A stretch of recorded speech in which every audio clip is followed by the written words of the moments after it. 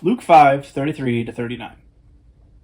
Then they said to him, "Why do the disciples of John fast often and make prayers, and likewise those of the Pharisees, but yours eat and drink?" And he said to them, "Can you make the friends of the bridegroom fast while the bridegroom is with them? But the days will come when the bridegroom will be taken away from them. Then they will fast in those days." Then he spoke a parable to them. "No one puts a piece from a new garment on an old one. Otherwise the new makes a tear, and also the piece that was taken out of the new does not match the old. And no one puts new wine into old wineskins, or else the new wine will burst the wineskins and be spilled, and the wineskins will be ruined. But new wine must be put into new wineskins, and both are preserved. And no one, having drunk old wine, immediately desires new, for he says, 'The old is better.'" See also Matthew 9:14-17 and Mark 2:18-22 for a parallel account.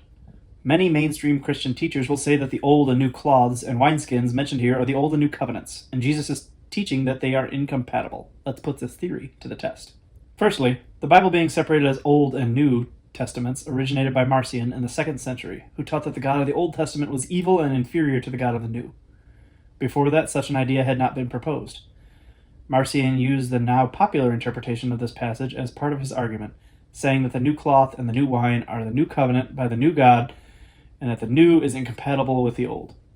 Marcion was universally accepted as a heretical teacher in his time, and he still is today. Remember, a bad tree does not bear good fruit. The Bible's covenants do not contradict, but complement each other. Also, remember Jesus' final statement, "The old is better," or in some manuscripts, "The old is good." This does not fit Marcion's and the modern church's interpretation that the old is inferior. So then, what does this passage mean? Indeed, this passage has seen many different interpretations. I propose this.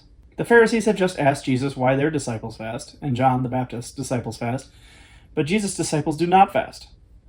He explains that they have no purpose in practicing such a thing right now because the bridegroom himself is still with them. Fasting is done in Scripture as an act of mourning, but they have nothing to mourn. This dialogue with the Pharisees is the context for Jesus' parable. Jesus explains by his parable that his disciples are blue-collar people who have not been extensively trained in theology like those of the Pharisees or of John. They are a blank slate. I have to believe that Jesus did this very intentionally. He did not want to train people who are already filled with preconceptions and ideas about how things ought to be. The other side of this is that his disciples are undisciplined and untried in more difficult matters, such as fasting. Therefore, his disciples lack both the reason and the training to fast the way the Pharisees and John did. Traditionally, they fast twice a week. Jesus also states that the day will come when the bridegroom will be taken away from them. Then they will fast in those days. This is to say that when they have been further trained and when the circumstances have changed, they also will fast. So then, what are we to make of the details of this parable itself? Cloth tends to shrink as it is worn and washed repeatedly, and if one were to put a brand new piece of cloth on a garment that has already been shrunk by usage, when the new patch began to shrink, it would pull away from the old garment and rip apart. Likewise, wine was often stored in wineskins or animal bladders. New, unfermented wine must be put into new wineskins because the wine will ferment and expand, and the wineskins must be able to expand with them.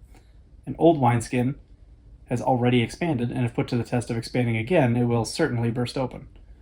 These parables simply explain how one should not impose behaviors of mature faith on one who is immature.